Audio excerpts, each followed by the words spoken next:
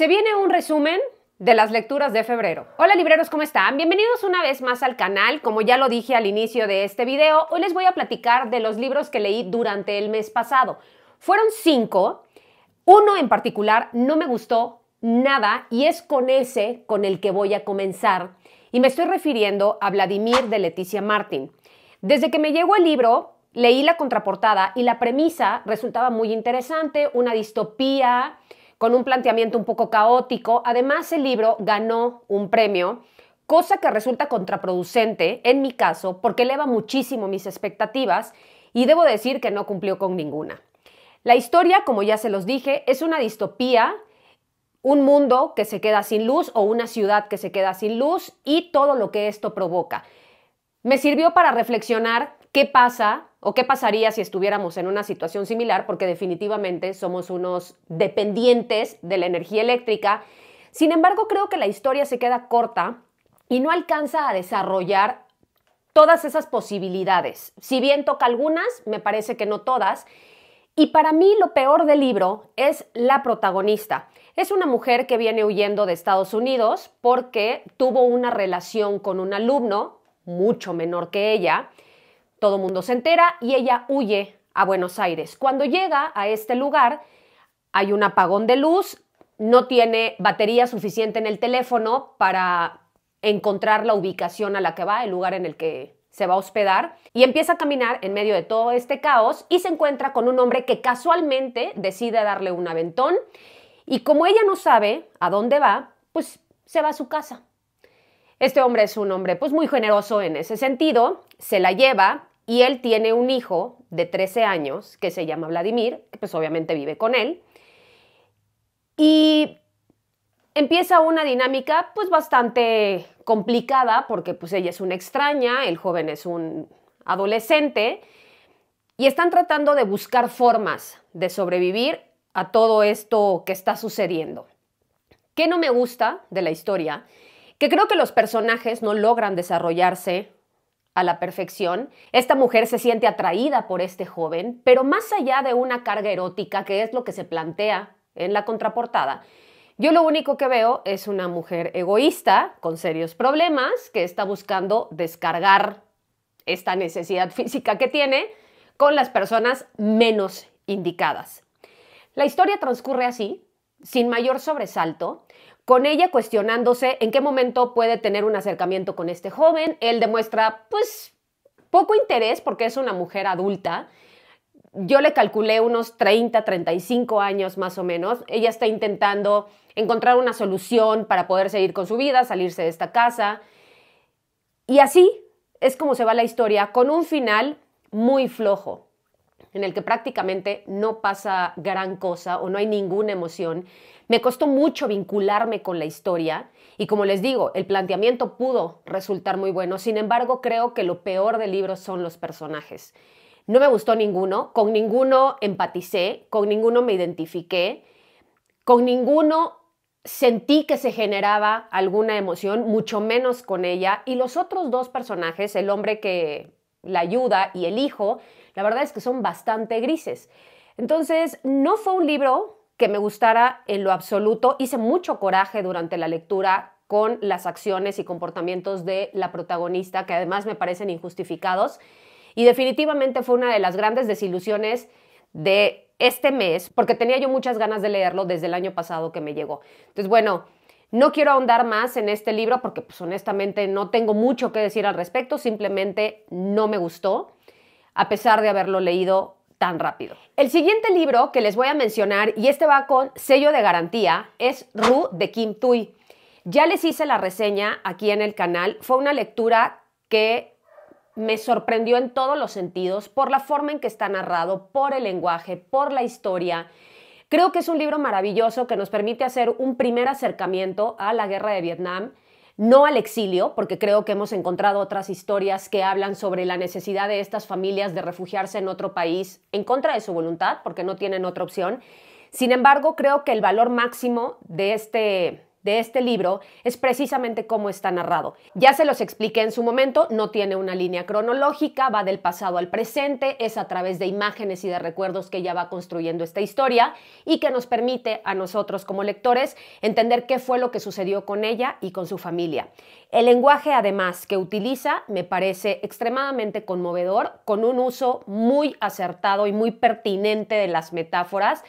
Se los mencioné en ese video, creo que ella logra hacerlo de manera natural, sin ningún esfuerzo, y eso le transmite mucho al lector porque te dejas ir con la lectura, con el sentimiento o con la emoción que ella está intentando transmitir. Es un librazo. Si tienen oportunidad de leerlo, por favor, háganlo. De hecho, por ahí alguien me preguntó si era una lectura oportuna para jóvenes de preparatoria y yo les dije que sí, porque sin grandes descripciones logra que entendamos cómo vivió la familia de la escritora todo este proceso de tener que dejar tu país, tus privilegios para llegar a un lugar donde no conoces a nadie, no dominas el idioma, no conoces la cultura y no tienes prácticamente nada. Es una belleza del libro. Entonces, Ru de Kim Thuy fue definitivamente mi mejor lectura del mes de febrero. También tuve la oportunidad de leer Cuentos de Perrault, y les voy a dejar también la imagen, que me parece un libro divertido, sencillo, fluido, en el que se nos van contando diferentes historias a las que nosotros ya hemos tenido algún tipo de acercamiento, probablemente sea a través de las películas de Disney, pero que plantean otra cara. Si bien tengo entendido que las historias originales eran mucho más crudas, en esta edición ya están un poco más relajadas, un poco más dosificadas, pero me gusta porque hay ciertos aspectos de cada historia. Les voy a poner algunos ejemplos de los cuentos que vienen.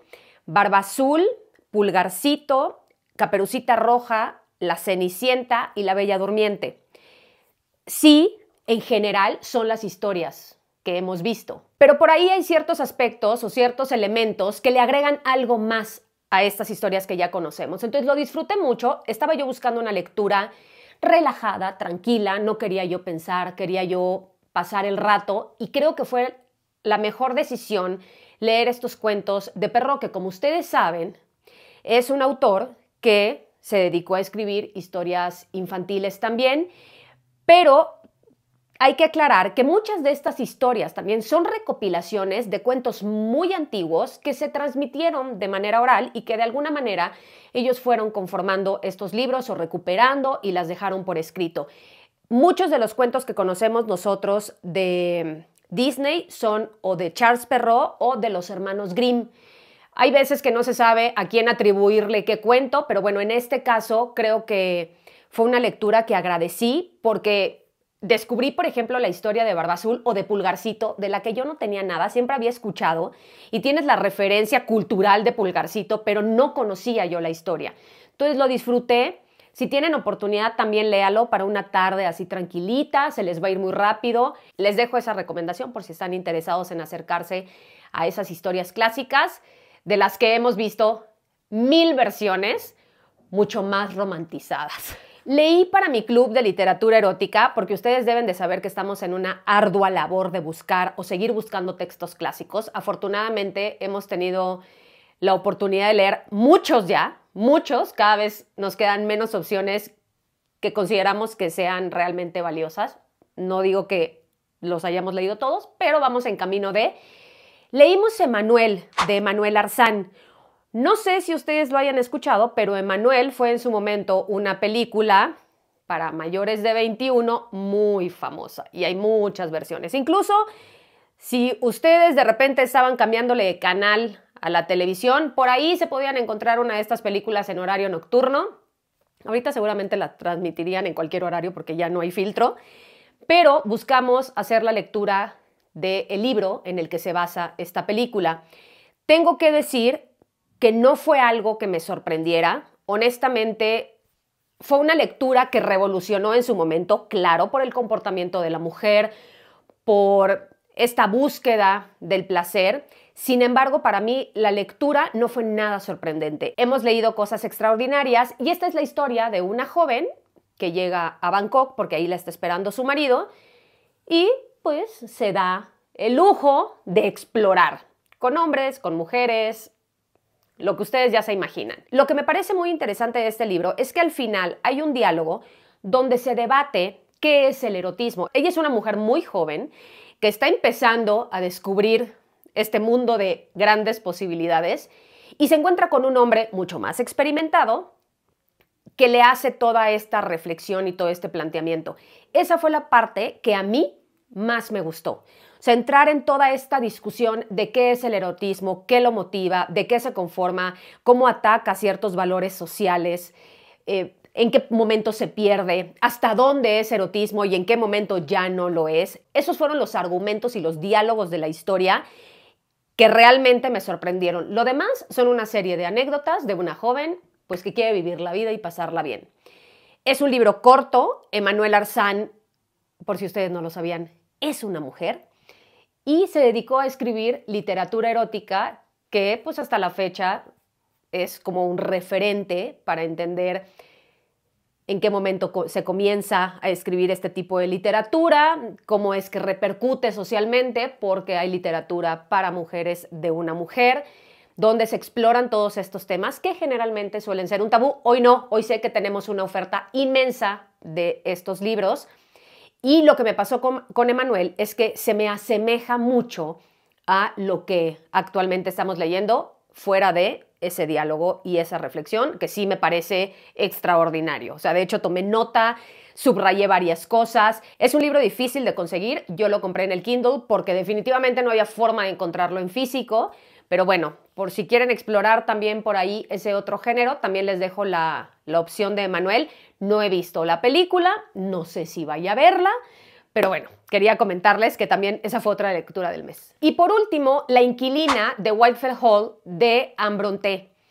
Este libro resultó toda una sorpresa, como siempre me sucede con las hermanas Brontë. Entendiendo que Anne fue la más joven de ellas, que tuvo una vida muy corta, en este libro habla de aspectos muy interesantes sobre la sociedad inglesa en la época victoriana y lo más interesante de todo es la construcción de sus personajes, que radican entre la personificación de la virtud y la personificación de la maldad, de lo que es ser un canalla. Hay una historia de amor ahí muy interesante que nos lleva a nosotros como lectores actuales, ojo, a confrontarnos con las decisiones de los personajes, hasta qué punto estamos de acuerdo, hasta qué punto no. Sin embargo, creo que hay que entender el libro en la época en la que fue escrito.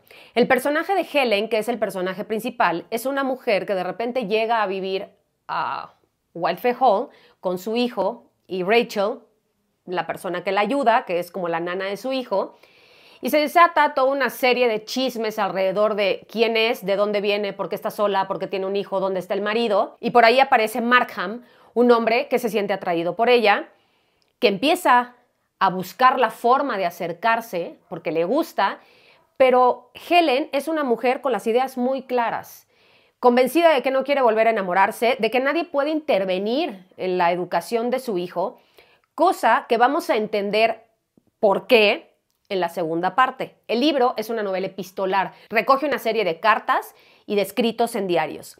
En la segunda parte, ella le cuenta su historia, por qué llegó a este lugar sola, para que él pueda entender y ser empático con su situación. Es una novela descriptiva, propia de la época, desde costumbres, naturaleza, ambiente, cada uno de los personajes, su comportamiento.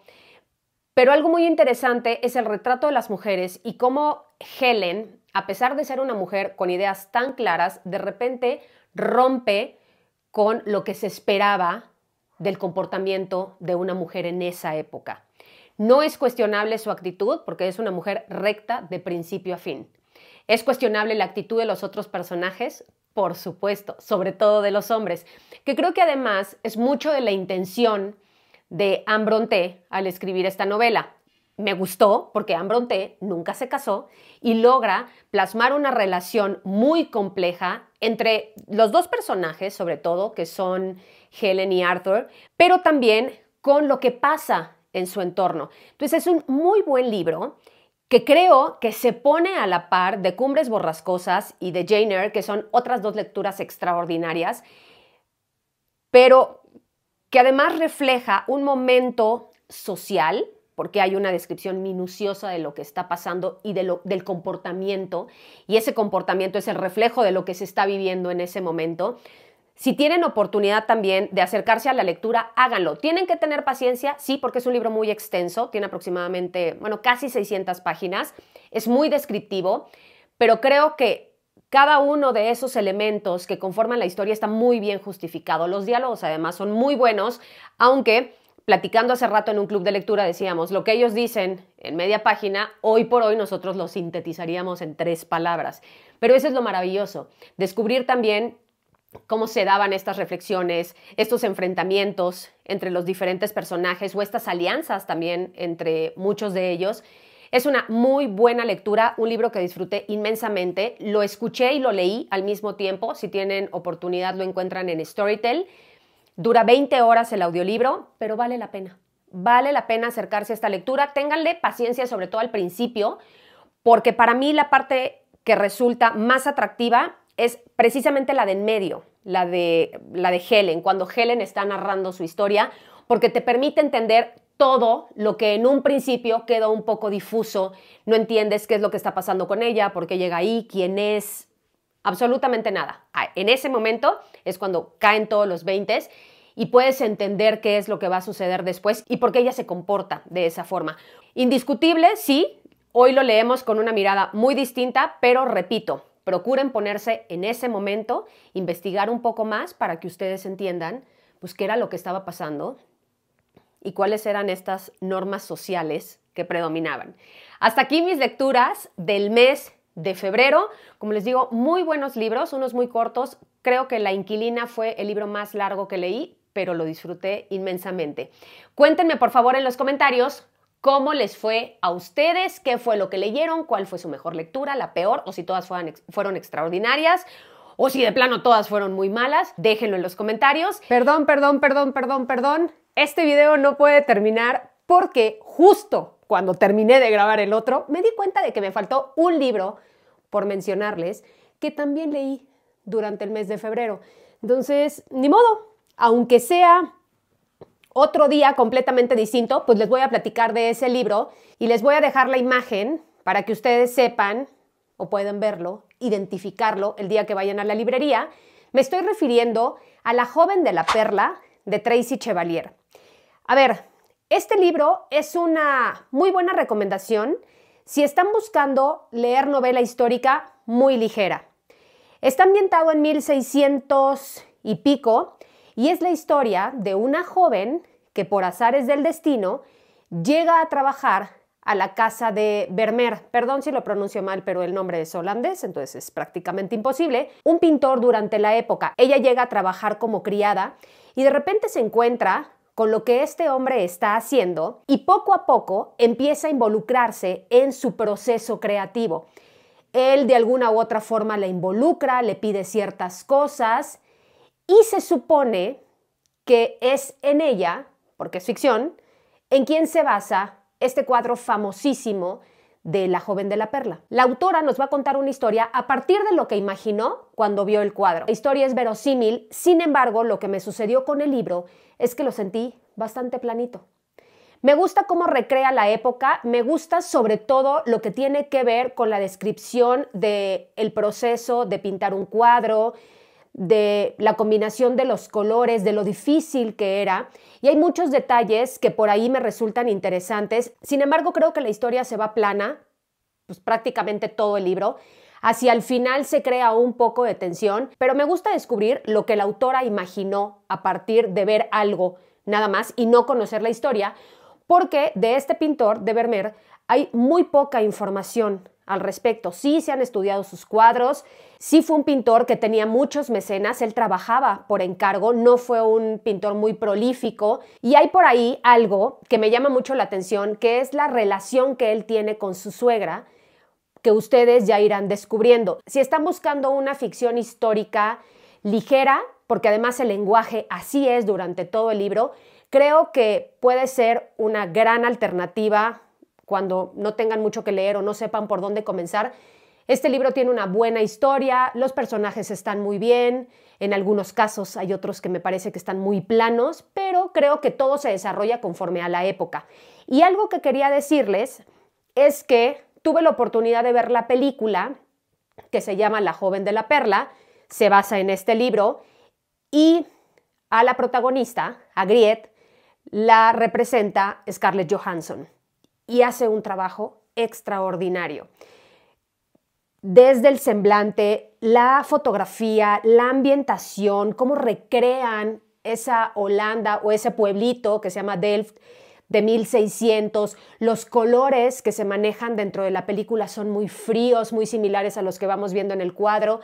Tengo que reconocer que me gustó más la película que el libro, pero fueron un muy buen complemento el uno y el otro, porque suele suceder que en las películas no se describe tanto como en las historias que leemos, entonces por ese lado me gustó.